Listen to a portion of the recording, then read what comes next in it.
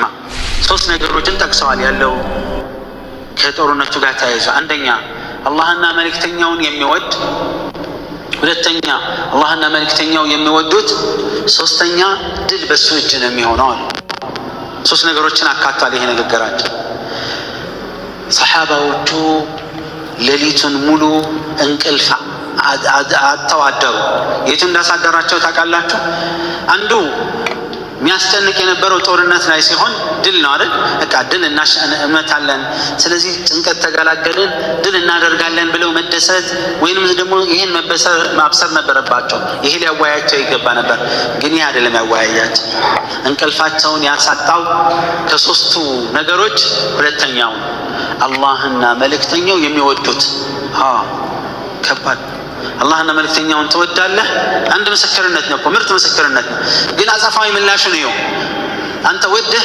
ካልተወደድክ እኮ መከራ ነው አይደል በዱንያም ሰደይት እኮ የሆነ ሰው አንተ እየወደድከው አንቺ እየወደድሽ አልፈልግም ካለ መከራ እኮ ነው አጻፋዊ ምላሽ ከሌለ ህመም ነው ስቃይ መከራ ነው አይደል አላህና መልእክተኛውን ወዳለው ካልክ እነሱ ባይወዱህስ ምን ያክል ውርደት ነው አስበው ስለዚህ ይወዳል አንድ ነገር ነው ከሱ የበለጠው እርከን ደግሞ አላህና መልእክተኛው ይወዱታል ስለሆነ እንቅልፍ አተዋደሩ ሰሃባዎች ማን ይሁን ያሰው ለማን ነው ባንዲራው የሚሰጠው መሪነቱ አይደለም የታያቸው መገለጫ ባህሪው ነው የታያቸው አላህና መልእክተኛው ይወዱት ማን ይሁን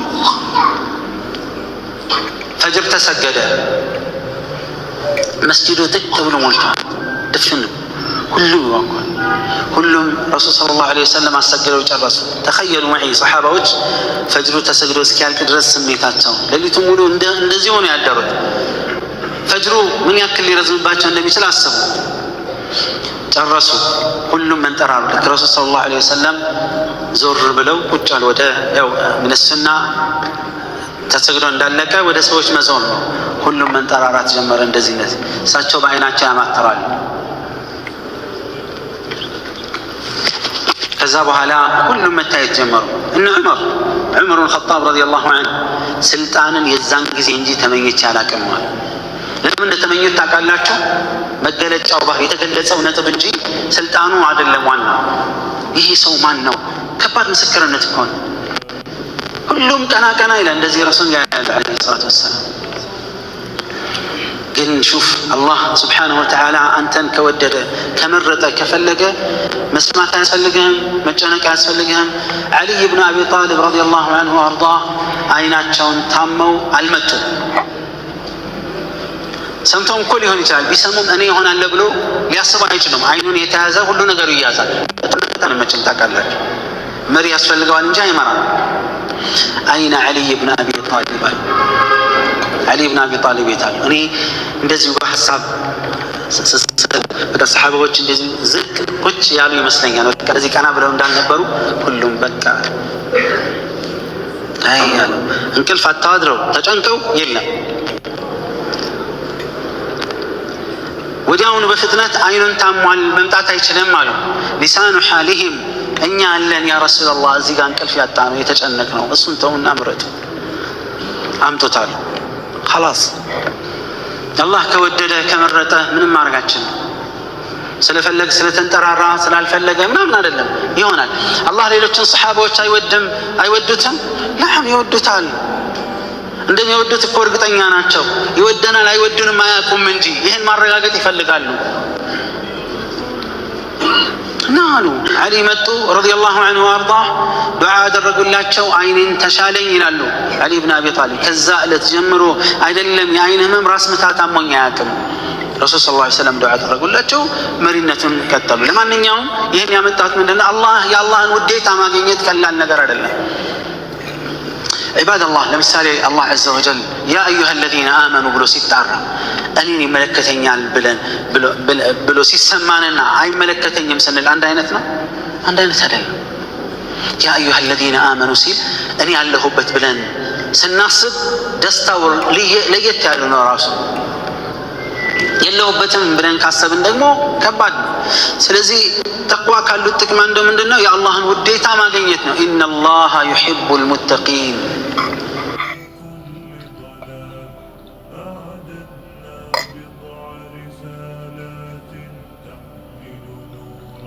አስፈላጊነቱን አይተናል።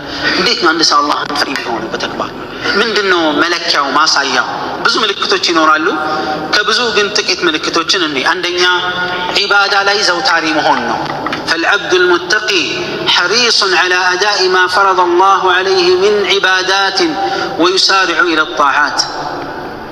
الله የሚፈራ ሰው ፈሪ የሚባል የአላህ ባሪያ ወንድም ይሁን ሴት አላህ ግዴታ ያደረገበትን ለመወጣት የሚጥሩ የሚለፉ ሰዎች ናቸው። خلاص አላህ ግዴታዬን አድርጓል እሰራዋለሁ። ላለመስራት ማስተባበያ ሳይሆን የሚደረድሩት ለመስራት ቆርጠው ይነሳሉ። ችግሮችን ሁሉ ቀርፈው ፊትናዎችን ሁሉ አንስተው እንቅፋቱን ሁሉ ጠራርገው በዒባዳ ላይ ይጸናሉ። ዒባዳን ለመስራት ይፈጥናሉ። ልክ አንዳንዱ ሰው ለምን ይሄን አታረግም ሲባል እናንተና አሉ ይላል። ለምንድነው አኺራን ለሌላ ምን ጋበዘው? እኛም ፈልግም ጠግበናል ሞልቶልናል ወይስ ምንድነው? እኔ ካልሰራሁት አይሰራም ይሄ ዒባዳ። አላህ እኔ ላይ ግዴታ አድርጓል። ማንም ይስራው ማንም አይስራው እሱ ሳይሆን እኔ መስራት አለብኝ ብለው ያምናሉ። ሁለተኛ መገለጫቸው አላህን የሚፈሩ ሰዎች ከሐራም ይርቃሉ። ሐራም መሆኑን ካወቁ በፍጥነት ነው የሚርቁት። ጊዜ አይፈልጉም። አንዳንዱ ሐራምን ለመተው ቀጠሮ ይፈልጋል። እንዴት ቀጠሮ ይያዝ? አይሆን ቆይ እንደዚህ ላርገና እንዲህ ልፈጽምና ብዙ ጊዜ አይሳካም። ቆርጦ ከተነሳ ግን አላህ عز وجل ይረዳዋል። ነገሮችን ለማስተካከል ከወሰነ يقول النبي صلى الله عليه وسلم اتق الله حيثما كنت يتم لتهون الله انفرا الى عليه الصلاه والسلام. ሶስተኛ አላህን የሚፈራ ሰው መገለጫው حسن التعامل مع الناس ከሰዎች ጋር ያለው ግንኙነት እጅግ ያማረ የተዋበ ማህበራዊ ኑሮ ያማረ ነው። ከሰዎች ጋር ያለው አኗኗር بحسن الخلق ነው። حسن الخلق የሚፈለገው ምንድነው? ራሱን የቻለ መገለጫዎች አሉት። እውነተኛ መሆን፣ ታማኝ መሆን፣ ሚዛናዊ መሆን። حسن الخلق ያስከፋህን ይቅር ማለት፣ ያስደሰተህንም ያላስደሰተህንም ማስደሰት ነው። حسن الخلق ማለት ጥሩ የተናገረን መናገር ብቻ የሚመስለው ሰው አለ። ይሄ አጸፋዊ ምላሽ ሊሆን ይችላል። طبعا من حسن الخلق ነው። ግን ያስከፋህን ማስደሰት፣ የጎዳህን መጥቀም፣ አፉ ማለት፣ ለሰው ታማኝ ባይሆንልህም ታማኝ መሆን፣ ቢያጭበረብርህም አለማጭበርበር፣ ቢዋሽህም አንተ እውነተኛ መሆን። ይህ ነው حسن الخلق። ሰዎች ለአንተ እንዲሆኑልህ በምትመኘው ልክና ማንነት ለነሱ መሆን። ይህን መልካም ስነ ምግባር ተቀላቸው ረሱል ሰለላሁ ዐለይሂ ወሰለም ምን አሉ? إن المؤمن ليبلغ بحسن خلقه درجة الصائم القائم. ሙእሚን የሆነ ሰው በላቀ ስነ ምግባሩ በአማረ ስብዕናው ቀንን የጾመ ሌሊቱን የቆመ ሙእሚን አጅር ያገኛል አሉ ዐለይሂ ሰላቱ ወሰላም። አራተኛ መገለጫው አላህን የሚፈራ ሰው መገለጫው ለየውም القيامة ዝግጁ ነው ሁልጊዜ። ምክንያቱም ሞት አይቀርም፣ አላህ ፊት መቆም አይቀርም። ለዛ ሁልጊዜ ራሱን ያዘጋጃል። ጥያቄው ለአኺራ ያለን ዝግጅት ምን ያክል ነው? አኺራ አለ እኮ አይቀርም። አርካን الإيمان አንዱ الإيمان باليوم الآخر። ሞት አለ፣ ቀብር አለ፣ ሒሳብ አለ፣ ሚዛን አለ፣ ምንዳ አለ። አላህ ፊት ስንቆም አቋቋማችን አቀራረባችን ምን መሰል አለበት? ያማረ ወይስ አጠራጣሪ? ቆም ብለን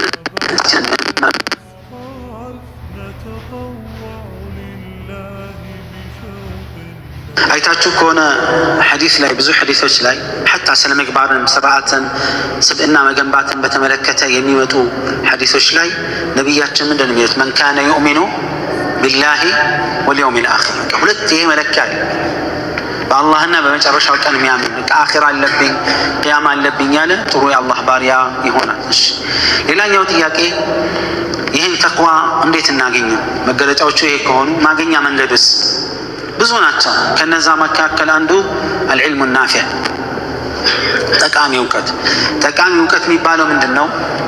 ቁርአንና ሐዲስን በሰለፎች ትክክለኛ የጠራ ግንዛቤ መገንዘብ ማለት ነው። ጠቃሚ እውቀት ከሱና የሚመነጭ እውቀት ነው።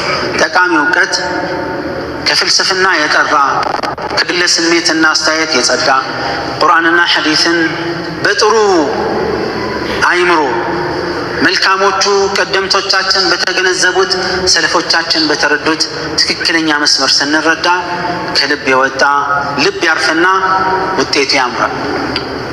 የነቢያችን ሰለላሁ ዐለይሂ ወሰለም ባልደረቦች ከኢስላም በፊት እንዴት ነው? ምን ነበሩ? ማን ነበሩ? የተለዩ ፍጡሮች ነበሩ አይደል? ከሰለሙ በኋላስ ግን ሌላ ማንነት ነው የነበራቸው። ለምንድን ነው? ጠቃሚውን እውቀት ማግኘት ስለቻሉ ነው። ጠቃሚ እውቀት ቁርአንና ሐዲስን ያማከለ ትክክለኛ እውቀት ልብ ላይ ሲገባ ነው። እንዳልኳቸው ከፍልስፍና ከግል አስተያየትና ዝንባሌ የጠራ ሲሆን ነው። ሁለተኛ ተቋ ማግኛ መንገድ አላህ ያየኛል ይከታተለኛል ብሎ መፍራትና መስጋት በጥንቃቄ መጓዝ ነው። ሙራቀበቱላህ አላህ ምን ይለኛል፣ ሰው ምን ይለኛል ባንልም ባይ ብዙ ነው።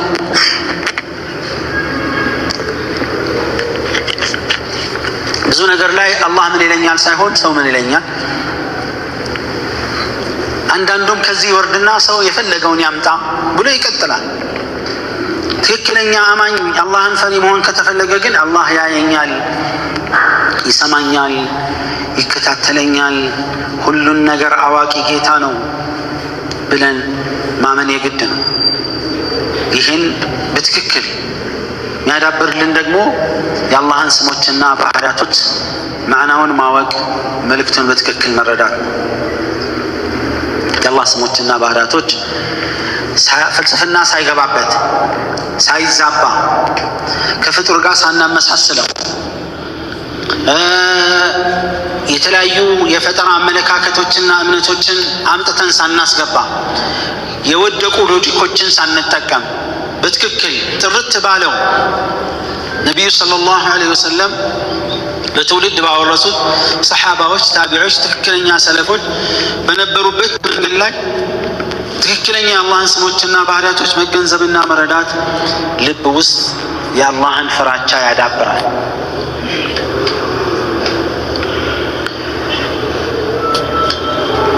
የሆነ ሰው እኮ እንትና እኮ አምባገነን ነው፣ ጨፍጫፊ ነው፣ ምንድን ነው የሚለውን ወይም ስለሱ ያለን ስሜት የሚያድገው የሚጨምረው ወይም የሆነ ሰው እንድንፈራ እንድንጠላ እንድንወድ ምክንያት የሚሆነን ምን ሲሆን ነው?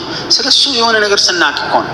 ይህን ያህል ሰው አጠፋ፣ ይህን ያህል ሰው ጨፈጨፈ፣ አዛኝ ሊሆን አይችልም፣ ጨካኝ ነው ማለት ነው። ስለዚህ እኔም ካገኘኝ አይምረኝም ብለን ፍርሃት ይጭርብናል አይደል? እንትና ቸር ነው፣ አዛኝ ነው፣ ለጋስ ነው፣ ባለስልጣን ቢሆንም እንደዚህ ያደርጋል፣ እንዲህ ይረዳል፣ ይረግፋል ሲባል በቃ እንድትወደው ያደርጋል፣ እንድትከብረው ያደርጋል አይደል? ወሊላሂ አልመሰሉል አዕላ። ስለ አላህም ልክ እንደዚሁ ብዙ መስማት፣ ስሞችን፣ ባህሪያቶችን ማዕናውን ማወቅ፣ መረዳት፣ መገንዘብ። ቁርአን ላይ ስለ አላህ የሚናገሩ መልእክቶችን፣ ተአምሮችን፣ አያዎችን ስናይ አላህን እናከብራለን፣ እንፈራዋለን፣ እንወደዋለን፣ ለመፍራትም ይረዳናል። ሶስተኛ ነፍስን መመርመር ነው። ቃለ ዑመር ብን ኸጣብ ረዲየላሁ ዐንሁ ሓሲቡ አንፉሰኩም ቀብለ አን ቱሓሰቡ፣ ከመመርመራችሁ በፊት ራሳችሁን መርምሯል። ተቅዋን ማገኛ መንገድ አንዱ እሱ ነው። ራስን ቁጭ ብሎ መፈተሽ ያስፈልጋል። ቁጭ ብለን መመርመር አለብን። ምን ያክል ኸይር ሰራሁኝ? ግዴታዬ ምን ያህል ተወጣው? ሐራም ምን ያህል ሰራው? ምን ያህል ራሴን ከሐራም ተጫለ? የዛሬን ስህተት ለማረም ምን ያክል ተነስቻለሁ? ራሱን ካልፈተሸ ከባድ መፈተሽ የግድ ነው። መፈተሻ የጤና እክል ሲመጣብን ብቻ አይደለም እነታችን ፍተሻው መሆን ያለበት። ሁል ጊዜ ነው ፍተሻ የሚያስፈልገው። ምክንያቱም ሞት በድንገት ይመጣል። ለምሳሌ ብንጠየቅ ዛሬ ለመሞት ዝግጁ ናችሁ ብንባል አይደለንም። ለምንድን ነው ያልሆነው? አንዱ ሞት አስፈሪ ስለሆነ ነው። ይሄ የሁሉም የጋራ ስሜት ነው፣ ምንም ጥርጣሬ የለውም። ሁለተኛው ግን ስላልተዘጋጀን ነው፣ ሌላ ነገር የለውም። አንድ ሼኽን ጠይቋቸው ሰዎች እኮ አኺራን አይፈልጉም ዱንያን ነው የሚፈልጉት ለምን ይሆን ዱንያን ይወዳሉ አኺራን ይፈራሉ ያላዘጋጁትን አገር እንዴት አይፈሩም ማለት ምን ማላዘጋጁ ለምሳሌ እኛ በክራይ እየኖርን አሪፍ ቤት ውስጥ እየኖርን ከዛ የግላችን ወጣ ያለ ቦታ መሬት ኖሮን ብንሰራ ገና ያላለቀ ፊኒሺንግ ያላለቀ ግን ተሰርቷል ትንሽ የቀረው ቤት ቢኖር እና ዛሬ ይሄልቁ ቢባል ቶሎ ለመውጣት ዝግጁ አይደለም ያኛውን ገና ስራ ላስተካከልን ስላላመቻቸን መሄድ አንፈልግም የክራይ ፍርስ ነውጡ ተለቀቁ አንፈልግም እንላለን እንደኛ የእናንተ አይደለም አላችሁ አይደል እንዴ አዋለኝ ግን አልተዘጋጀሁም ነው ማለት ዱንያና አኺራችን እንደዚህ ነው ይሄን ያህል ስለተራራቀብን እንፈራለን በቃ ራሳችንን መርምረን ዛሬ ትሞታለህ እንባልም ሞት አስፈሪ ቢሆንም ዝግጁ መሆን አለብን በቃ ዝግጁ ነኝ ተዘጋጅተሃል ብሎ ቼክ ያደርገን ማለት መለከል ሞት መጥቶ መሐመድ ዛሬ ልትሞት ነው ዝግጁ ነህ አይደለህም ብሎ አይጠይቀንም ፍቃድ የሚጠይቁት ነቢያቶች ብቻ ናቸው እኛ እንጠይቅ ዝግጁ ብንሆንም ባንሆንም ጊዜው ሲደርስ ይሄዳል ስለዚህ ሁሉ ጊዜ ዝግጁ መሆን ነው የሚጠበቅብን ግዴታው ይሄ ስለሆነ ማለት ነው አራተኛ ተቅዋን ማግኛ መንገድ ሱህበቱ ሷሊሒን መልካም ሰዎችን ወዳጅ ማድረግ ነው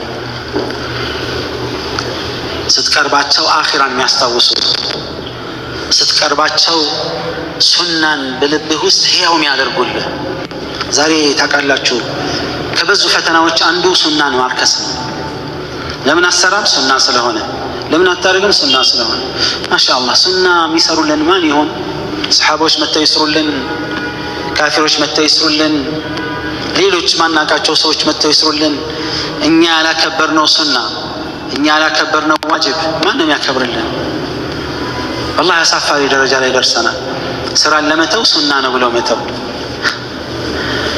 ሞኝ የነበረበት እኮ ለምን ይሄን ሰራለህ ሲባል ሱና ስለሆነ ነው መባል ያለበት ለምን ዋጅብ ሲጎል ዋጅብ የሆነ ተግባራችን ሲጎል ከየት ነው የሚሟላልን ከሱናው ሱናውን ጎዶሎ ከሆነ ዋጅባችን ከየት ይሟላልን ጥቅሙ እኮ ለራሳችን ልክ የሚመስለው ምንድነው ፈርድን ምንሰራው ለአላህ በቃ ለሱ ጥቅም ማለት ነው ሱናንም ዲንን ምንሰራው ለረሱል ጥቅም አለይሂ ሰላቱ ወሰለም ለሌላ ሰው ይመስለናል ላ ምንጠቀመው ምኛ ምንጎዳው ምኛ ነው ለራሳችን ነው ምንሰራው ለቀብራችን ለአኺራችን ለሞታችን ቂያማ ቀን ስንቆም ለእንዲጠቅመን እንጂ ለማንም ብለን አይደለም ይሄን ማወቅ አለብን ዋጅብንም እንወጣ ሱናንም ስንሰራ ለራሳችን ነው ኢን አሕሰንቱም ለአንፉሲኩም ይላል አላህ ካሳመራችሁ ለራሳችሁ ነው ጥቅሙ ወኢን አሳአቱም ፈለሃ ካጠፋችሁም በራሳችሁ ላይ ነው ችግሩ ማንም አይጎዳም ስለዚህ መልካም ነገር ላይ ከሚረዱ ነገሮች አንዱ መልካም ጓደኛ ነው መልካም ጓደኛ ወደ አኺራ የሚጠራ ለመልካም ስነ ምግባር መሰረት የሚሆን አኺራን ስትዘነጋ የሚያስታውስህ ሲዘነጋ መታስታውሰው الأخلاء يومئذ بعضهم لبعض عدو إلى الله ወዳጆች ከፊሎቻቸው ለከፊሎቻቸው ጠላቶች ናቸው አላህን የፈሩት ሲቀሩ በተቅዋ ከተገናኘ ግን ላ አይሆንም سيدنا الرسول صلى الله عليه وسلم المرء على دين خليله فلينظر أحدكم من يخالل ታውቃላችሁ ጓደኛ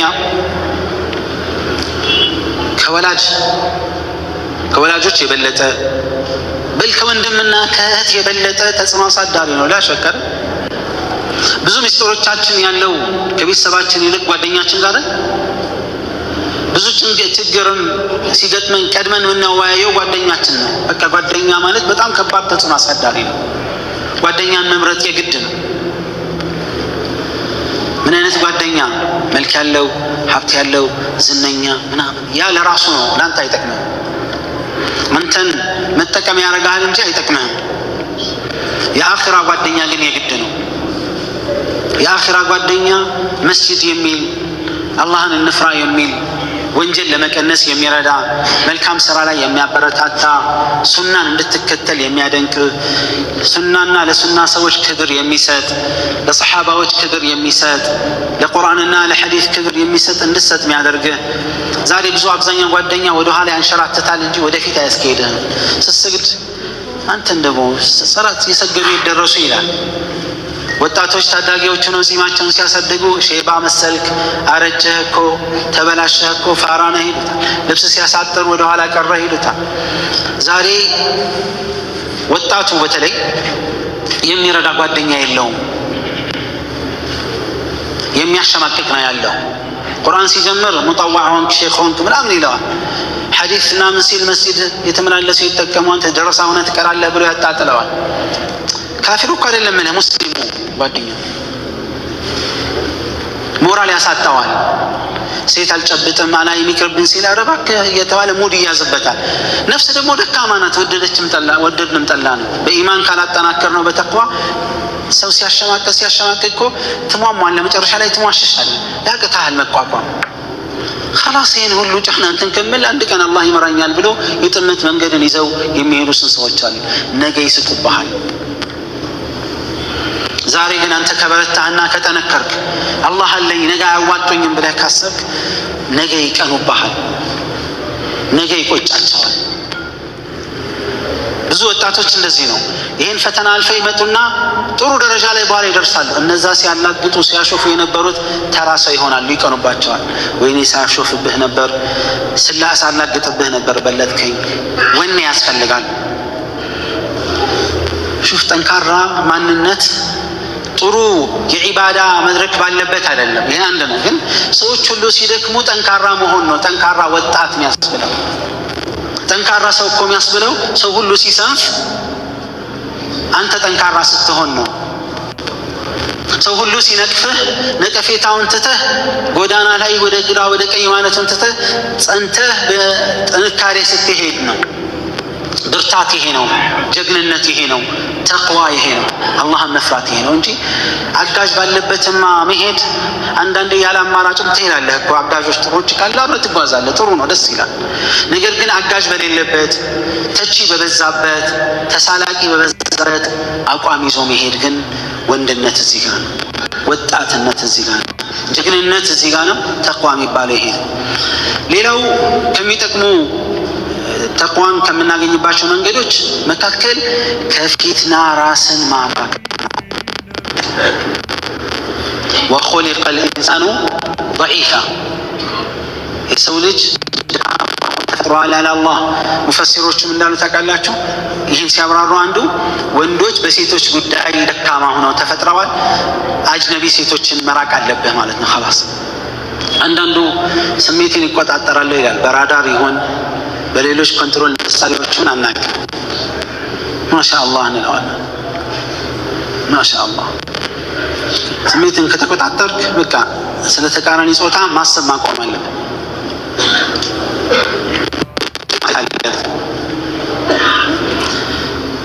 አንዳንዱ በራሱ ይተማመናል። ለምን ሰውን ትጠራጠራላችሁ እንደዚህ ትላላችሁ ምናምን? አላህ እኛን ፈጥሮናል። هو أعلم بكم ስለናንተ አላህ ጠንቅቆ ያውቃል። ከፊትና ራስን ማራቅ ያስፈልጋል። ለኩል ጊዜ የሚነሳ ምሳሌ አንዱ ያው ማዳያ አካባቢ ያው ሲጋራ ማጨስ ክልክል ነው ሁል ጊዜ ያለ ምልክት እና አንዳንድ ሰው እኔ ሁል ጊዜ አጨሳለሁ ግን ምንም ገጥሞኝ አያውቅም ይላል። አንድ ቀን ስትፈነዳ ሁሉ ነገር ሲደርስብህ አይ ሞክሬያለሁ ብሎ ተነስቶ አይናገርም መቼም። በቃ አደጋ ነው ከተባለ አደጋ ነገር መቅረት ነው። ዱንያ ላይ እንደፈለክ ራስህን ታውቃለህ። ግን አኺራ ላይ አላህ የፊትና ቦታ ነው ክልክል ነው ችግር አለ ከተባለ መራቅ። አንዳንዱ እኔ ከማን አንሳለሁ አውቃለሁ ምን ችግር አለ ምናምን ብሎ ይዳፈራል። ሁሉንም እሰማለሁ፣ ሐቅን ብቻ ስማ፣ የጥርጣሬ ሰዎችን ፈተና አትስማ፣ ከዚህም ሲባል አንዳንዱ በቃ ነው ልስማ ማጣራት የሚያቅተኝ ይመስላል ብሎ ይሰማና አዙሪት ውስጥ ይገባል። አረቆም ብትለው ምን አልክ ምናምን እያለ ይጠፋል። ሰው በዲኑ ላይ ብዙ ጊዜ የሚጠፋው ይሄ ነው። ዛሬ እኛ ከፈተነን ነገር አንዱ እንደሆነ ታውቃላችሁ፣ የሚያግራሩ ሰዎችን እንፈልጋለን። ይቻላል ምን ችግር አለው የሚሉ ሰዎች ደስ ይለናል ሁልጊዜ። አይቻልም የሚሉ ሰዎችን መሸሽ እንፈልጋለን። ምን ብለን እንተቻዋለን? አልገባውም፣ አክራሪ ነው፣ ያጠብቃል፣ አበዛው እኮ ከቴክኖሎጂ ጋር አይሄድም። ከዘመናዊ ጋር መሄድ ከፈለክ እኮ ከዘመኑ ጋር ሄድ። አንተ ሰውን አትጠይቅ። በሰዎች ጫንቃ ላይ አትሸጋገር፣ ችግር የለው። አንዳንዱ መጥቶ ሐራሙን ሐላል እንድትልለት ነው የሚጠይቀህ። ለምን እንደሚጠይቅ ታውቃለህ? ይሄ ትንሽ ኢማን ያለው ነው። ያኛው እኮ ደፍሮ ይሰራል። ይሄኛው ግን ውስጡ አይቻልም ስለሚለው የውስጡን ጭቅጭቅ ሲያቅተው በአንተ ፈትዋ ሊያሸነፈው ይፈልጋል። የለም ነቢያችን ሰለላሁ ዐለይሂ ወሰለም ወንጀል ማለት ኸይር ስራ ማለት አሉ። አንደኛው ሰሐቢ ስለ ኸይርና ስለ ወንጀልና ስለ መልካም ነገር ነገሩኝ ሲላቸው ምን አሉት? እስተፍቲ ነፍሰክ፣ ነፍስህን ጠይቅ እስቲ፣ የውስጥህን ስሜት ቼክ አድርግ፣ ኢማን ካለህ ማለት ነው። በሱ ሚዛን ዝም ብለህ ሂድ ማለት እኮ አይደለም። ከዛ ምን አሉት? ኸይር የሚባለው መልካም ነገር የሚባለው መጥማእነት ኢለይህ ነፍስ፣ ስትሰራው ነፍስህ ረግቶ ተረጋግቶ ሰው ቢያየህም ባያየህም አላህ ምን ይለኛል ብለህ ማትፈራበት ተረጋግተህ የምትሰራው ነገር ነው። ኢስም ግን የሚባለው ወንጀል ማሓከ ፊ ሰድሪክ፣ ልብህ ውስጥ ቅር የሚለ ነው። ብትሰራው አያረካም፣ ትክክል እንዳልሆንክ የሚሰማህ ነው። ሰዎችን ጠይቀህ ልክ ነው ቢሉህም አሉ።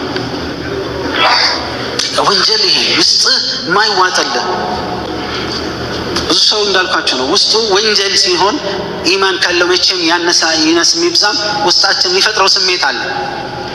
ይቻላል ቢልሆም አይዋጥልህም። ዑለሞች ይቻላል ብለዋል ምናምን፣ የሆነ ሰው ምን ችግር አለው ቢልህም ብዙ ውስጥህ ሊረጋጋ አይችልም። ይህን ተወው خلاص። እና ፊተን ልብን ያጠፋል። ሼክ ልእስላም እብን ልቀይም ረሒመሁላህ እንዲህ ይላል። አንድ ጊዜ የሼክ ልእስላም ተይሚያ ረሒመሁላህ እስር ቤት ነበሩ ወደ ህይወታቸው መጨረሻ እና እዛው ነው የሞቱት። እና እኛ አንዳንዴ የሆኑ ብዥታዎች ይፈጠርብና ጥያቄዎች ይፈጠርብና ስሄድ ያስወግዱልኝ ነበር አሉ። ከዛ ምን አሉኝ አለ ሼክ ልእስላም ተይሚያ፣ ያ እብን ልቀይም ሆይ ልብህን እንደ ስፖንጅ አታድርገው፣ የመጣውን ነገር ሁሉ የሚመጣ አታድርገው፣ እንደ መስታወት አድርገው። መስታወት ቆሻሻ ቢመጣ ምንም ቢመጣ አያልፍም፣ ታውቃለች፣ ውስጥ አይገባም፣ ከላይ ነው።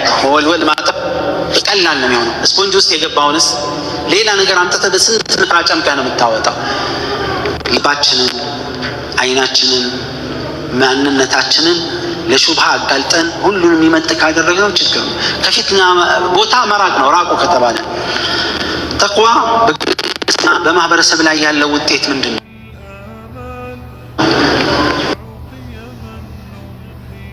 ህይወት ለመኖር ይጠቅማል።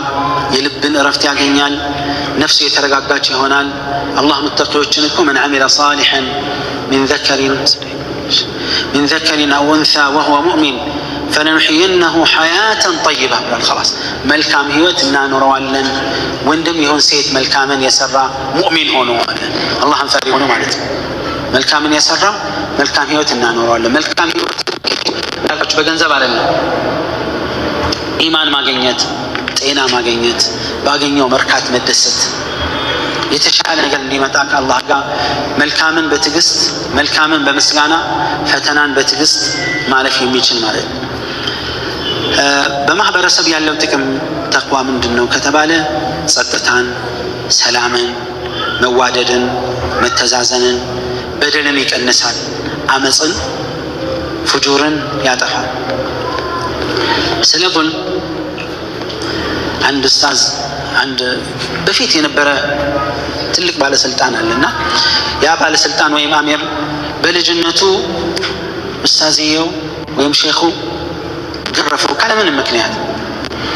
ልጁ መጠየቅ ጀመረ ኡስታዙን፣ ምን አጥፍቼ ነው የገረፍከኝ? ዝም በል ሁሉ ጊዜ። ባለስልጣን ሆነ አልረሳም። የድሮ ሼኹን ኡስታዙን ጠራና ነው አላቸው፣ አሁን ቁጭ በል መታኝ ነበረ፣ ተው ስልህ ስጠይቅህ ዝም በል ነው የምትለኝ። ምን አጥፍቼ ነው ለመሆኑ የመጣ? ከልጅነት እስከ ባለስልጣንነት ስንት ዓመት እንደሆነ አስቡት። ምን እንደታውቃለህ? መልሱን ዛሬ ነው የሰጡት። አየህ ዙልም ያማል፣ አይረሳም። በልጅነት የበደልከው ነገር እስከ ዛሬ ልትረሳው አልቻልክም። እስከ ዛሬ ትጠይቀኛለህ። የዙልም ህመም እንደዚህ ነው። ሰውን እንዳትበድል ትምህርት ልሰጠህ ነው። አላህን የሚፈራ ሰው ከበደል ይወጣል፣ ሰዎችንም መልካም እንዲሆኑ ያደርጋል። ስለዚህ እኛም የአላህን ፍራቻ ማዳበር የግድ ነው። ቁርአንን እንስማ አብዝተን፣ ሐዲስን እንስማ ኢማናችንን ያሳድግልናል። ስለ ነቢያቶች ታሪክ እንስማ፣ ስለ ሰሓባዎች ታሪክ እንስማ። ወላሂ ثم والله የተቅዋ ደረጃችን በጣም ከፍ ይላል። እኛ የተቸገርነው አሁን የሚያሳድግ ነገር ብዙ የለንም፣ የሚገልግን ብዙ አለ። ምንሰማው የሚገልነው፣ ምናየው የሚገልነው፣ ፈለግንም አልፈለግንም ሙዚቃውም ሐራሙም ያኛውም ምናየው ምንበላ ምንጣጥ ብዙ ነገር ኢማናችንን እየቀነሰብን ነው። የሚያሳድግ ነገር የለም ሳይሆን ስላችሁ የሚመጥን ነገር የለም አስለን። ስለዚህ ተቅዋ እንዴት ይኖራል? ተቅዋን ማሳደጊያ መንገድ ለየት ያለ ተአምር የለውም። ቁርአንን ሁልጊዜ እንስማ፣ ሐዲስን እንስማ፣ የነቢያቶችን ታሪክ እንስማ፣ የሰሓባዎችን፣ የሳሊሖችን፣ የሙተቂዎችን። የዛን ጊዜ ጠንካራ እንሆናለን። አላህ ስብሓነሁ ወተዓላ ሁሉን ኸይር ይወፍቀን፣ ከሸር ሁሉ ይጠብቀን። اللهم لك الحمد كله ولك الشكر كله وبيدك الخير كله وإليك يرجع الأمر كله. اللهم اجعلنا من المتقين وارزقنا الإخلاص في القول والعمل ووفقنا لما تحب وترضى. اللهم اغفر لنا ولآبائنا وأمهاتنا وللمسلمين والمسلمات والمؤمنين والمؤمنات الأحياء منهم والأموات. اللهم اجعلنا من أهل الهدى والصلاح وبارك لنا في أعمالنا وأعمالنا وأصلح لنا شأننا كله. اللهم ارفع عنا البلاء واكشف عنا الهموم والآلام وارزقنا الصحة والعافية وسدد خطانا على صراطك المستقيم. اللهم آتنا في الدنيا حسنة وفي الآخرة حسنة وقنا عذاب النار. اللهم صل وسلم وبارك على نبينا محمد وعلى آله وصحبه أجمعين وجزاكم الله خيرا.